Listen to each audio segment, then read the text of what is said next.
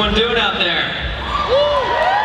I'm James Brownstein from our Entertainment Partnerships team here at Twitter, and I'm very fortunate to be with probably the bravest person on the planet, Coyote Peterson. Hi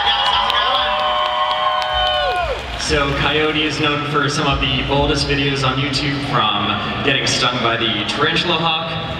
I believe you wore bees on your face. Yeah, that didn't exactly go according to plan. Yeah, that did not go according to plan. But more importantly, you've taught us a lot about wildlife conservation along the way. So we're gonna have a really great conversation about how Coyote got started in this industry, to important tips for up and coming content creators, and perhaps a sneak peek at what's to come in the future. That's right. It's gonna be awesome. You guys excited? Yeah, should we do this?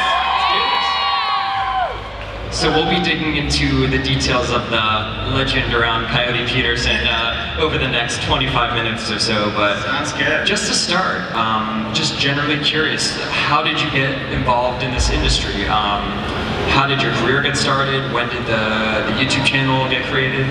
It was tough, and I'm sure a lot of you guys out there are budding young creators and thinking, man, like the YouTube game is a pretty tough game. And before I even really knew much about YouTube, I was trying to break into the independent film world, trying to get my script found so that I could get a feature film funded and ultimately produced. I went to school, most people don't realize this, I went to school for film and television production, screenwriting and directing, so never intended to be in front of a camera. Always wanted to be behind it.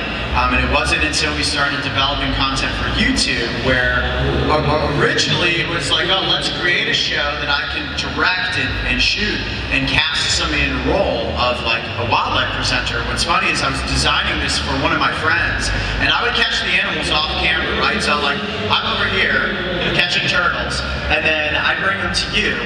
And they're like, okay, now talk about it, I'll be right here filming. And you know, we obviously have footage of me catching the animals inside, and when we were pitching this to television production companies, they're like, this is good, this is cute, but like, what are you doing over here? How are you catching these turtles and snakes and stuff like that? So you never really planned to be on camera with animals? No, never. I mean, I never thought that, okay, at some point I'm going to have to get in front of the camera, but people started really requesting that, you know, we want to see the catch. Can you talk about the animal right after you catch it? And, you know, as you can imagine, that's a rather difficult thing to, you know, be handling an animal, especially if it's a dangerous animal. Yeah, of course. While staying on point. And one thing you guys may not realize, so how many of you out there, does everybody watch the Brave Wilderness channel? I'm sure some of you are, okay, so this is fair. Everyone here. Okay. And everyone in the convention hall too. More than I thought, so a lot of you guys may wonder, well, does Coyote have a script? Is there like a script that he's given before he catches an animal and captures it? Everything is improv. Yeah, that's what a lot of people don't realize. The only thing that's scripted are the sort of cinematic intros and outros that are the voiceover that are set up with B-roll that sort of give you that introduction to the location. Everything else is on the fly. We never know what's going to happen. Yeah, so when you go into a video, you know what you will be dealing with, but you don't know where it's going to go. No, I mean, so we go to a location, right? So you guys know Mario Aldeco is the wildlife biologist on our show, and Mario and I will do extensive research before we head out to the field. There could be 50 animal species that I have researched and memorized facts for. And memorizing facts isn't exactly like, oh, I'm memorizing that. I'm going to introduce this animal and here's the structure. You just have to know the bullet point concepts, and then you put it all into your own words in that moment once you encounter one of those animals. Right. All right, so just to backtrack a few steps. Yeah. Someone looked at you and said, wait, why are you off camera? Yeah. So what happened from that point to the creation of the Brave Wilderness brand? Right, a lot of no's. How many of you are trying to break into the entertainment industry?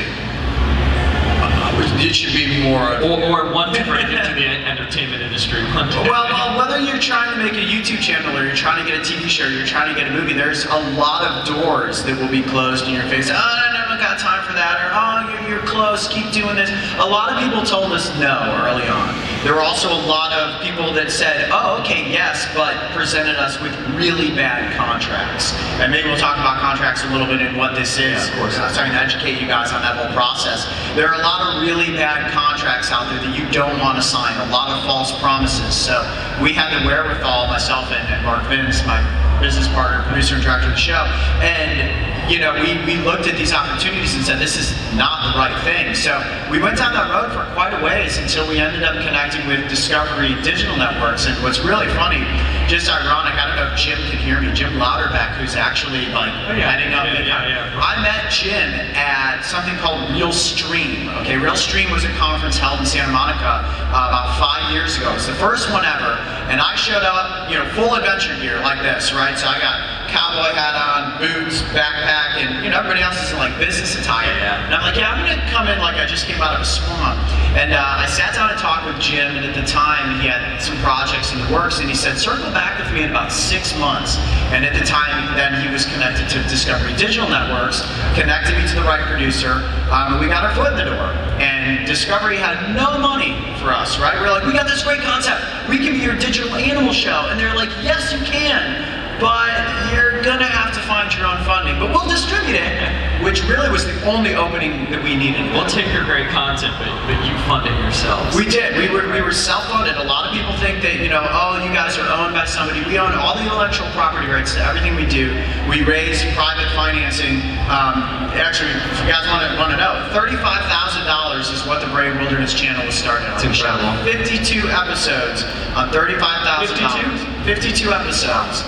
And this was like 4 people sharing the same hotel room. We filmed Ohio, Florida, Arizona, and Montana, all in the summer of 2014, and launched the channel on September 14th, 2014. So a lot of work went behind what the channel has become. You didn't just show up one day, getting stung by animals, getting 50 million views. There's a lot of foundation that needs to be built before you can even approach that point. Oh yeah. Well, a lot of people don't realize either. I mean, it's such an honor to be on this stage now today. The channel's just a little under 4 years old, just about to hit 11 million subscribers, which is crazy. But for the first 2 years of the channel's existence, like Mark and I had day jobs. I was working 2 jobs. I was working my day job, plan B to get to plan A, right? So this is plan A. And it was 2 years we reinvested every cent that the Brave Wilderness channel made into building the channel bigger. So a lot of you out there, how many of you have YouTube channels? Any out there have YouTube channels, right? A lot of people. Young, starting YouTube channels. The best thing you guys can do is honestly invest in your creation. You know, I mean, I know a lot of people are like, man, I'm making money now. Like, it's gotta just be for me. We invested in finding editors and you know, location producers, all these things that we just kept pouring our ad revenue back into the channel to build it, build it, build it. So are you a classic example of dress for the job you want? Were you born dressing with the hat and then the whole look, or when did you adopt that? Well, we very quickly realized after a lot of the no's that we received in the entertainment industry, the phenomenal thing about YouTube that I think a lot of people maybe take for granted, certainly people that are not already in the YouTube game, is that YouTube allows you to freely create, right? A network per se is going to come in and say, we want you guys to shoot at these locations, have this kind of content, make this fake drama over here, and let's add these ensemble cast members. And we didn't want to do any of that.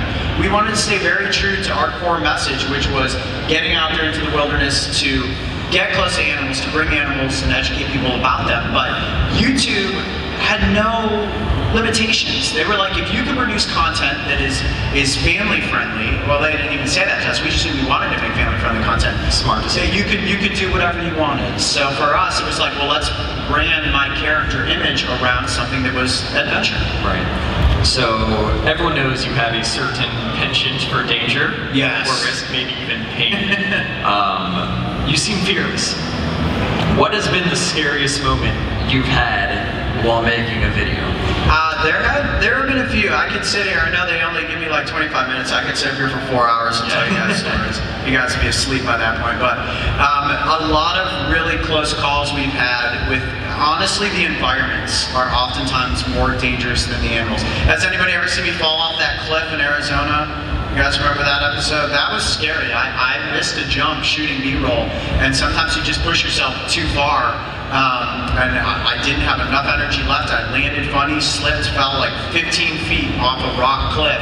And people always ask about my hat, like, Coyote, do you have a whole box of hats? I do, but this is the only one I've ever worn. My head landed inside my hat like that, on the rocks. So the hat landed first, my head landed in the hat. It was like a hole-in-one for the most part. It saved my life. So yeah, the environment can sometimes be the most dangerous part. So, do you know you're going to be stung by a particular animal or insect when you go into a video? Is that your goal?